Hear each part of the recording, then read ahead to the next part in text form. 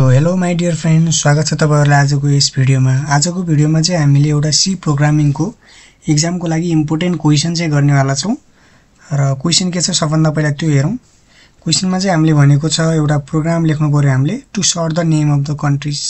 कन्ट्रीहरुको नेमलाई चाहिँ सर्ट गर्नको लागि चाहिँ हामीले प्रोग्राम लेख्नु पर्यो र यहाँनेर एडिशनल के भनेको छ हेरौं त, take number of countries as input भनेको छ, अर्थात चाहिँ कतिवटा कन्ट्री भन्ने कुरा चाहिँ हामीले युजरैबाट इनपुट लिनु पर्यो।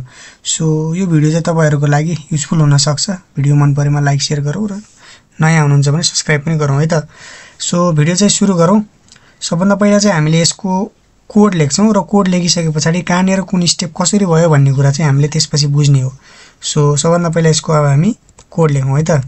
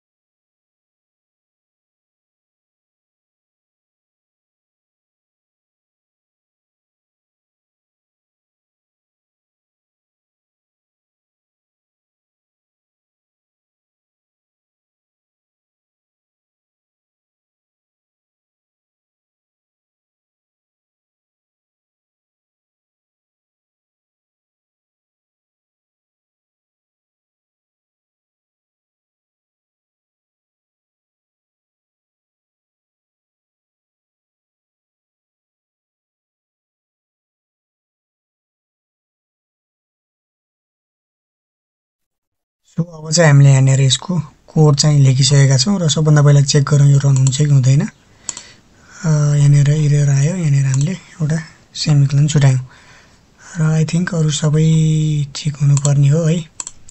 सो हाम्रो प्रोग्राम रन भयो। सबभन्दा पहिले यसमा हल्का फुल बुट्टा भर्ने काम चाहिँ गरौँ। यहाँनेर चाहिँ हामीले के राखौँ, एउटा /n राखौँ र यहाँनेर चाहिँ /n हानौँ है। त्यसपछि सर्टेड डाटा भनिसकेपछि पनि यहाँनेर /n राखौं र यहाँनेर यति भइसकेपछि यहाँनेर पनि हामीले के राखौं, एउटा लाइन तल झार्नु पर्ने छ, त्यही भएर यहाँनेर पनि हामीले /n राख्छौं र अब चाहिँ हाम्रो प्रोग्राम चाहिँ कम्प्लिट भयो।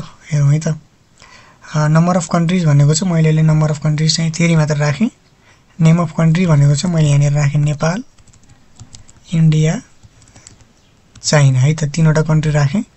अब चाहिँ यहाँनेर चाइना, इन्डिया, नेपाल भनेर चाहिँ हाम्रो आइसकेको छ। अगाडि के आयो, हाम्रो सी आयो, आई आयो, यान, यसरी चाहिँ हाम्रो आइसकेको छ है त। अनि अब चाहिँ हामी यो प्रोग्रामको चाहिँ सबभन्दा पहिला हेरौँ त सुरुबाट यो कसरी भएको छ त्यो कुरा चाहिँ हामी बुझ्छौं है त। सबभन्दा पहिला #include studio.h यो हाम्रो चाहियो। string.h हामीले किन युज गर्यौं भन्दाखेरि चाहिँ यहाँनेर हामीले स्ट्रिङ ह्यान्डलिङ फंक्सनहरु युज गरेको छ। *cmp *cpy युज गरेको भए चाहिँ हामीलाई string.h चाहिँ हामीलाई चाहिएको हो। अब हामी चाहिँ मेन फंक्सनमा गयौं, इन्ट मेनमा। यहाँनेर हामीले इन्टिजर पहिला डिक्लेयर गरेको छ यहाँ भेरिएबलहरु ijn, त्यसपछि हामीले एउटा क्यारेक्टर भनेर चाहिँ a5050 भन्ने चाहिँ यहाँनेर एउटा एरे चाहिँ बनायौं है त। हेरौँ त यहाँनेर चाहिँ किन 5050 दुईवटा राखियो भन्दाखेरि चाहिँ यो चाहिँ हाम्रो 2D एरेको केस हो है। सिंगल एरेमा चाहिँ 1D एरेमा चाहिँ हामीले a50 मात्र राखेर पनि हुन्थ्यो भने 2D एरेमा चाहिँ हामीले a5050 राख्नुपर्ने चाहिँ हुन्छ। र किनकि यहाँनेर चाहिँ तपाईको एउटा सिंगल वर्डलाई नै चाहिँ हामीले के गर्नु पर्यो, सर्ट गर्नुपर्ने भएको भएर चाहिँ यसरी राखिएको हो। त्यसपछि चाहिँ हाम्रो यहाँनेर अब 1050 भयो र सबभन्दा हामीले युजरबाट इनपुट लिए भनेको छ, त्यसैले चाहिँ हामीले enter the number of countries भनेर भन्यौं। त्यसपछि scanf हानेर चाहिँ हामीले यहाँनेर यानमा गएर त्यसलाई स्टोर गर्दियौं कतिवटा कन्ट्री छ भन्ने कुरा र चाहिँ यहाँनेर नेम अफ कन्ट्री के हो भनेर चाहिँ हामीले यहाँनेर युजरलाई डिस्प्ले गरिसकेपछि एउटा लूप लगाएर चाहिँ त्यो के छ सबैलाई हामीले स्टोर गर्यौं। ai राख्यौं र a0 मा एउटा स्टोर हुन्छ, a1 मा एउटा स्टोर हुन्छ, a2 मा स्टोर हुन्छ। यानको भ्यालु 3 राखेको केसमा चाहिँ 0 1 2 हुँदै बढ्छ र फेरि अर्को एउटा फर लुप लगायौं। यो फर लुप चाहिँ हामीले के गर्नको लागि चाहिँ सर्ट गर्नको लागि चाहिँ लगाएको हो है त।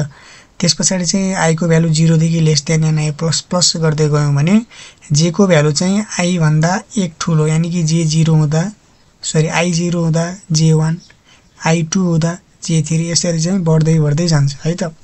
लेस देन n नै लगाउनु पर्यो, जे प्लस प्लस गर्नु पर्यो र स्ट्रिङ एन्डिङ फंक्सन यहाँ युज गरेको छ, कम्पेयर गरेको छ।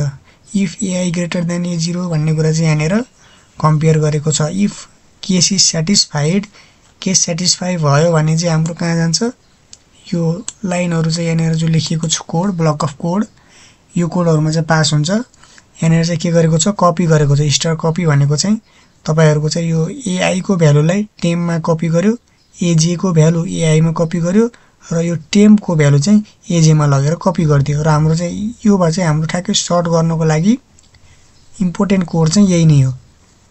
यति भइसकेपछि अब हाम्रो सर्टेड डाटालाई डिस्प्ले गर्नु पर्यो।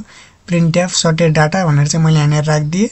त्यसपछि चाहिँ एउटा फर लुप लगाइदिए। आई को भ्यालु 0 देखि सुरु भएर less than n i plus plus गयो र यहाँनेर चाहिँ हामीले यो डिस्प्ले गर्नको लागि चाहिँ युज गरियो पर्सेन्टेज एस ai भनेर चाहिँ डिस्प्ले गर्नको लागि राखियो र यो स्ल्याश n जुन छ यो चाहिँ एक स्टेप तल झार्नको लागि। यदि यो राखिएन भने तपाईहरुको कोड चाहिँ जस्तो यहाँनेर एउटा फेरि यहीँनेर अर्को आउन सक्छ, स्ल्याश n राख्यो भने चाहिँ एक स्टेप तपाईको तल झर्ने काम गर्छ के। र यसरी चाहिँ र रिटर्न 0 चाहिँ हामीले राख्नु पर्यो किनकि हामीले इन्ट मेन भनेर राखेको छ, इन्टिजर भोइड मेन राखेको भए चाहिँ हामीले यहाँनेर तल रिटर्न 0 राख्नु पर्दैन थियो। यो फंक्सनले चाहिँ के रिटर्न गर्छ भनेर चाहिँ तल 0 रिटर्न गरेको देखाइएको र यसरी चाहिँ हाम्रो प्रोग्राम कम्प्लिट भयो। र यसलाई रन गर्यौं हामीले। रन गर्दा चाहिँ हामीले अब enter of number of countries 4 हान्यौं भने चाहिँ नेम अफ कन्ट्री भनेको छ। नेम अफ कन्ट्री चाहिँ नेपाल हान्छौं हामी, नेपाल हानिसकेपछि इन्टर अनि चाइना हान्छौं, कोरिया हान्छौं अनि अमेरिका हान्छौं हामीले है त।